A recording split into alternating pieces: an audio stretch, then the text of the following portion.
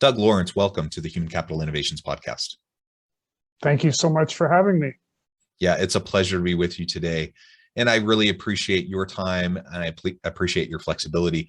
We were scheduled previously and had to reschedule, busy schedules and everything like that. So I appreciate you taking the time to join us today. We're going to be focusing on the leadership talent shortage in organizations and how we can go about mentoring the next generation of leaders.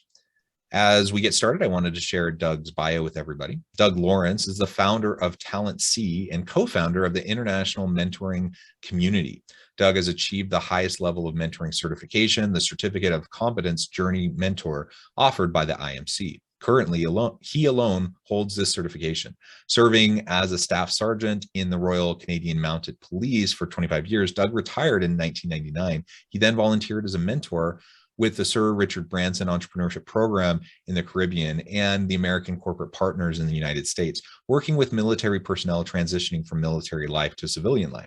His experience in law enforcement, coupled with working with working with people suffering from PTSD, has afforded him a unique view of mentoring and mental health. Doug has worked with researchers and has determined that there is a role for his effective mentoring processes to help people on their mental health healing journey. Doug began his effective mentoring practice in 2009. He is the international speaker and author of The Gift of Mentoring that was released in 2014 and is pleased to launch You Are Not Alone in 2021. Doug collaborates with organizations to establish mentoring programs in the workplace to support employee mental health in existing situations and capturing concerns before they escalate.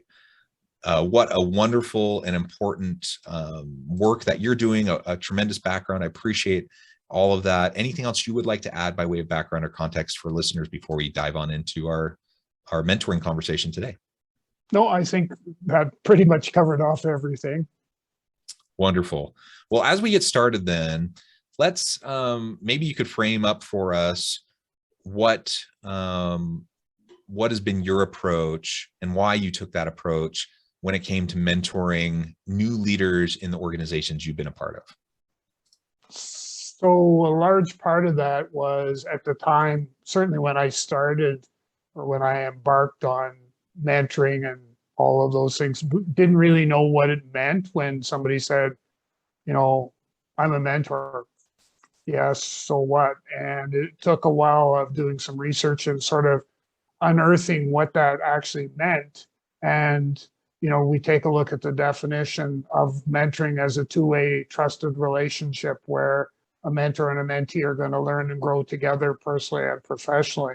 So I was when I was in the RCMP, I was in a lot of positions where I was in leadership roles. And what it helped me realize was that there's some gaps, huge gaps, as far as leadership, number one, is concerned, but number two, how we prepare people for those particular roles. And a lot of the work that I'm doing when I fast forward to more recent, a lot of the work that I'm doing now is mentoring. I like to, and I don't mean this disrespectful, but basically baby managers to help them develop the tools, the techniques that they need in order to be effective as a leader, but also to be able to pass that wisdom and knowledge on to someone else who aspires to those positions. Yeah, I think that's wonderful. And I think leadership in my mind is all about mentorship and coaching those around us. And it's particularly challenging if we find ourselves in this leadership kind of a shortage. So if we don't have a current crop of really talented leaders, it's hard to then generate that sustainable pipeline of the next generation of leaders because you don't have great people to be coaching and mentoring that next generation. And that's where it becomes really tricky as we're trying to develop that pipeline. Any thoughts on what an organization can do, if they recognize this leadership talent gap in this shortage within their organization, they want to create the pipeline, what should be those first steps that they should start to put in place? Well, what they really need to do, from my perspective, and this is what I've seen in a lot of situations, is they need to as part of their succession planning process, they need to have a succession development strategy. So identifying employees that they feel that management feels have got the right skill sets to be able to provide leadership within the organization. And then through the succession development process, then provide them with those skills that they need in order to become those effective leaders. And I've seen it, like I think back to a couple of people that I've worked with recently, and just to see the difference in them from being someone who is somewhat timid, who wasn't quite sure how to deal with different situations, how to have those crucial conversations, to fast forward after a bit of mentoring, they're now that lot stronger of an individual, somebody who is willing to take charge, and I use that term loosely, but to be able to take control or manage those particular situations that beforehand they would have either ignored or run away from. Yeah, yeah, and I think we've all been there, right?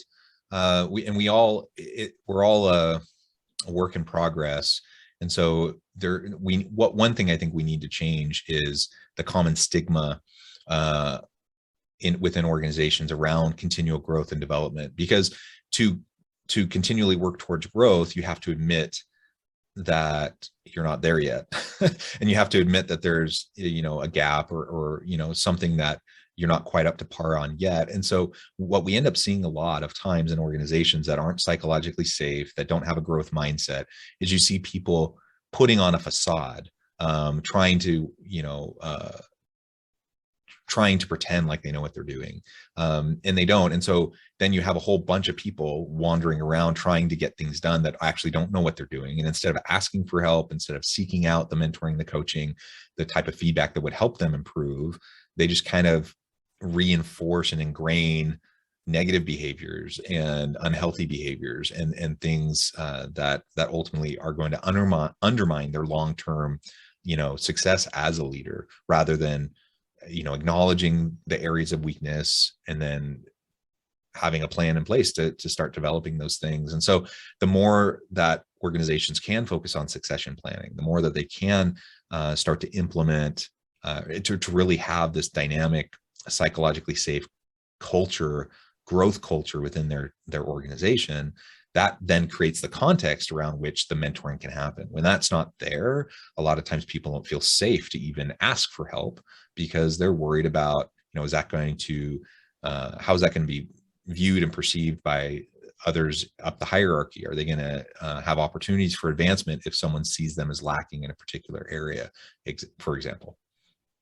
Yeah, well, and two things. Number one, the scenario we're describing, it's kind of like a herd of sheep without the shepherd. And, they wander aimlessly across the prairie, and there's no one there to provide that leadership and guidance to that herd. So there's that part of it. And the other part is, I think, another stigmatism that we struggle with in that whole leadership space, and even in the organizational spaces, there is a fear of failure. And I always like to use the analogy of fail is first attempt in learning. So when that people, it's okay to make mistakes, because that's how we're going to learn. And part of the mentoring process is I'll take you through a reflective process where, something happens, and I'll say, okay, what went well, what didn't go well, and what are we going to do different next time? And get them to, every time something comes up and it doesn't maybe go the way you want, is to use that reflective process to be able to go, okay, there's an opportunity for me to learn from this mistake or to learn from this situation. I need to take advantage of that and to be able to move forward. And as a leader, I need to be able to identify or point out to those that I'm working with or that I'm providing leadership with, to be able to point out, here's an opportunity for us to learn and grow from this. And as part of that process is ensuring that it probably won't happen again the next time. Yeah, and that brings up really, I guess, the next point. I mean, I like to take a developmental perspective first and foremost. And so recognizing that quote unquote failure isn't actually failure as long as we learn from it and move forward, right? And that's what you were just saying. Um, and I think most people honestly are trying their best, and they're wanting to move forward, put their best foot forward. They want to grow into their career. They want to develop themselves. They want to be successful, right? They want their teams and their organization to be successful. But that isn't always the case, and sometimes people, for a variety of reasons, are perpetually poor performers. How do you go about dealing with individuals and coaching and mentoring individuals who are perpetually poor performers? That's hard to say fast, by the way. I know. And even to the point where they might be being considered for termination. I'm glad you brought that up, because I have done, and I've probably lost count, but I get brought into organizations where an employee is sort of on the ropes and they're looking at terminating that employee. What I offer up to the organization is, give me that employee for 5 hours, so 5 1-hour sessions. Let me work with them and mentor them. And if I can't turn them around and if I can't create a change in behavior for the good, then you have a decision to make. And with one exception, I've been able to do that each and every time. And it's simply getting inside that person's head and understanding what they're thinking, and maybe giving them some tips.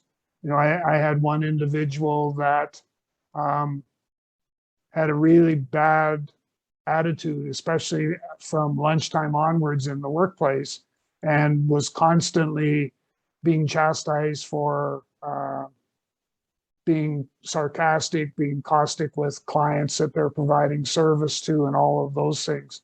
And what I found out was that the employee didn't take any time at noon hour, for example, grab your lunch and get out of the building and go someplace else. They didn't do that. They didn't allow themselves the opportunity to purge all that negative energy that they had accumulated over the course of the morning. And as soon as they started to take that break and go away, all of a sudden, they're no longer this caustic individual. And we went even a step further, was to get that employee to see themselves, because they were doing IT support, get themselves to get them to see themselves as a teacher. And instead of coming in and saying, get out of the way, I'll fix this and do that, is to use this as a teaching moment and say, okay, I'm going to walk you through step by step on how to fix your problem, but you're going to do the driving. I'm just going to be here as a passenger, and get them to go through that process. And when we did that, all of a sudden this employee went being from an introvert to an extrovert, and people wondered who stole Johnny, because Johnny's not here anymore. And it was just because we took the time to learn a little bit more about the employee, and just to give them some tips on how they could do things a little bit differently. And it made a whole lot of difference to them, but also to the people that they served. Yeah, I love that. And I mean, the reality is most organizations don't typically have that kind of patience with poor performers. And I mean, I get it. Sometimes we need to be decisive. We need to let people go that aren't working out. But on the other hand, especially in a tight labor market where it's hard to attract and retain great people, we can't afford turnover. It's very costly to organizations. And a lot of times we focus on the voluntary turnover. We focus on people who choose to leave the organization, and we try to figure out how can we get them to not choose to leave. But what we also need to recognize is that involuntary turnover, termination, still means you have someone leaving, and it leaves a hole that needs to be filled.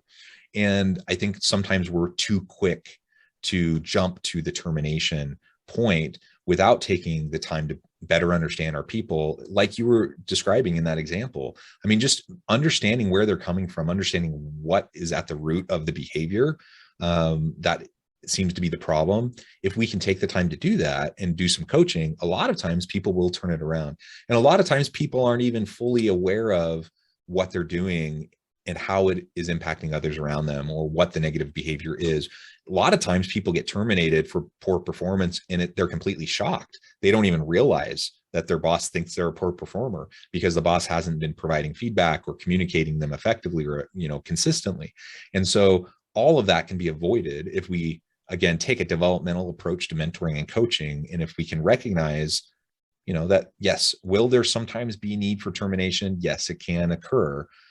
But I'm a believer that the majority of the time, if we're more effective in how we go about providing feedback and communicating and coaching those around us, that it won't get to that point, that we'll be able to truly understand the people that we're trying to work with. Well, and I know that we can with mentoring, we can definitely make that difference in how that employee goes through that turnaround process.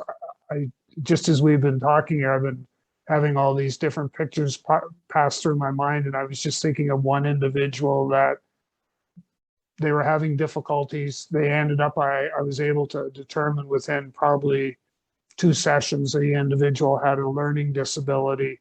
And so then I tried to coach the leader of the organization to be able to say, you need to take a little bit more time to explain things, and went on that way. They eventually terminated the employee, who then went on to find a job in another organization.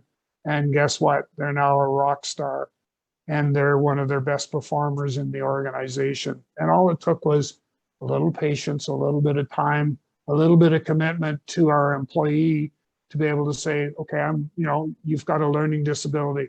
I'm willing to take extra time to work with you, so that you understand what my expectations are. And it made, like, they lost out. They lost a rock star of an employee, which, would have served them well. Yeah. And man, I think that's such a common story that organizations are dealing with. We're too quick to cut people loose. Part of what came to mind as you were telling that, sharing that example, is, are people aligned correctly? For example, within our organization, are they in the right role, doing the right types of things? Because sometimes someone who was a really great performer, they get promoted or they change roles, they move into something else, and then their performance drops, and they're it's the old adage, the Peter principle: people get promoted to their level of incompetence. So how often do people end up working themselves out of a job because their performance goes down, because they end up in a position that's not actually well suited to them, it's not well aligned with them? Is that our only choice if that happens? It's a super common thing. It happens to a lot of people. If I'm an organizational leader, is my only choice to say, well, sorry, your performance stinks, so you're gone? Or can I look for other places, other roles within the organization where they can thrive, where they will be star performers again? And I think particularly if they were once a star performer and now they're not, I think the onus is on the organization to try to ask themselves why. What has changed? Has there been a leadership change that's negatively impacted them? Has there been a major life change that has impacted their performance? Has their role changed and that's negatively impacted their performance? Some of those things you can deal with, you can address, and ultimately it can allow you to retain someone who otherwise would be a good talent, have a good skill set that will help the organization. And I think that you've already kind of hit the nail on the head. A lot of times, probably more often than not, we're so quick to lock, load, and pull the trigger and terminate, and not give people the chance. So, and I know this is sort of self-serving or sounding self-serving, but bring in that coach or bring in that mentor to spend some time to show to the employee that, we're not that, okay, you haven't crossed the T's and dotted the I's in the last 3 documents. There's the door, we'll help you get your stuff and head you out of the building and stuff like that. We don't need to go to that extent, because what I've been able to see and to demonstrate is that if we invest in understanding our employee and what they're dealing with, we're going to be in a better place to be able to provide the guidance they need to get them back on track. And sometimes, we make mistakes too as leaders and managers, in that, we're maybe too quick to go and stuff someone into a square peg into a round hole. And we need to sort of take the step back and say, okay, well, if we want to leave that square peg in a round hole, what do we need to do in order to be able to help them navigate the world of leadership or whatever role they're in? What do we need to do to be able to help them be successful in that particular position? And we don't do that today. We don't. And, we started the conversation on the leadership talent shortage. It's a global issue. It's not something that is just this organization here or this one here or this one here. It's something that's impacting organizations worldwide. And if we don't deal with it, and deal with it quickly, we're not going to be moving forward in a manner that we like. And we've got the COVID pandemic that we're trying to deal with, which is really teaching us who our leaders really are and who they aren't. But we've also got, my favorite one is the silent pandemic, and that's the whole mental health, mental well-being. And we haven't even begun to explore what that could mean. Yeah, and that's a really good point. I'm glad you brought that up. That's such a rich part of your background and your bio that I shared at the beginning of the episode. The pandemic has been a challenge for a variety of reasons, health-wise, of course, economically, but also in terms of mental health challenges for organizations. And I think leaders have been hit particularly hard because they're expected to show empathy and compassion. They're expected to be the ones to make the decisions and pivot and keep the organizations afloat, and to help their teams be successful when they're shifting the very nature of the design of work that they're performing. That's a heavy lift, and we know that mental health issues have been a challenge for everyone, and the number of instances of mental health issues and related domestic violence issues and those sorts of things, that has increased dramatically over the last 18 plus months. It's no different for leaders. Leaders are in the same boat. They're having to deal with the same sorts of things. And so it brings up all the more reason why we need to address the leadership talent shortage, why we need to mentor and coach people and help them to develop these skill sets, and to help leaders move into the future of work. So maybe my leadership approach and style was effective in previous decades. More and more now, though, we need leaders who are able to navigate this complex, messy world, who are able to show empathy and compassion, who are able to effectively and transparently, openly communicate consistently with their people. And those are things that even those who were effective previously may not be so effective with now. Yeah, and I guess I'm sort of still one that's a strong proponent that with the silent pandemic, the whole mental health piece, that if we don't watch, that it's going to surpass any issues that we thought were challenging before. Because, one of the things I take a look at, employees working from home. So you've got a husband and wife in the house vying for the best possible chunk of real estate in the house to be able to carry on business because they're working from home. And then we go and throw a curveball at them and say, oh, by the way, you're going to homeschool your children and you guys need to figure it out. And all of a sudden, stress, anxiety, depression, the whole 9 yards starts to escalate. And they've really got no one that they can turn to say, I'm feeling all these negative feelings and I don't know how to deal with them. Who do I go to? And what I'm seeing is in a lot of organizations, in fact, the majority, is that there is no support structure in place. And so that doesn't demonstrate much of a leadership function from the organization itself in helping that employee, or those employees, deal with that particular situation. Yeah, I think that's right. Again, the pandemic's just shining a light on these issues, making them even more apparent to us. Nothing we're talking about is unique to this pandemic environment. It's just accelerated change. It's really exacerbated the challenges, and ultimately we have to show whether or not we're willing and able to step up to the plate and address the challenges that we face. So these leadership shortages, the talent shortages that we see in organizations, that's not going away.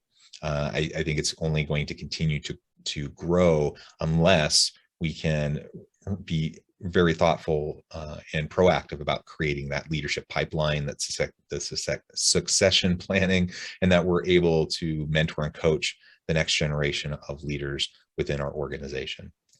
Well, Doug, it has been a real pleasure talking with you. The time has flown by, and I note that we're getting close to the end of our time together today. Before we close, I wanted to give you a chance to share with listeners how they can get connected with you, find out more about your work, your team, and then give us a final word on the topic for today. I certainly can. So if people want to get a hold of me, they can find me on LinkedIn. My profile's there for Doug Lawrence, and please, take a look at it. If you want to reach out to me beyond that, obviously you can send me a message through LinkedIn, but feel free to reach out to me direct by email at doug.lawrence@talentc, so the word talent with the letter C on the end, .ca. And I'll get back to you as quickly as I can. And I always welcome the opportunity to get into a conversation about leadership, mentoring, and coaching. All of those things are near and dear to my heart. And so I would welcome any contact whatsoever from your listeners in that regard. Wonderful. Thank you, Doug. I appreciate your time, your wisdom, all of the experiences and stories and examples you've shared. I encourage listeners to reach out, get connected, find out more about what Doug can do for you. And as always, I hope everyone can stay healthy and safe, that you can find meaning and purpose at work each and every day. And I hope you all have a great week.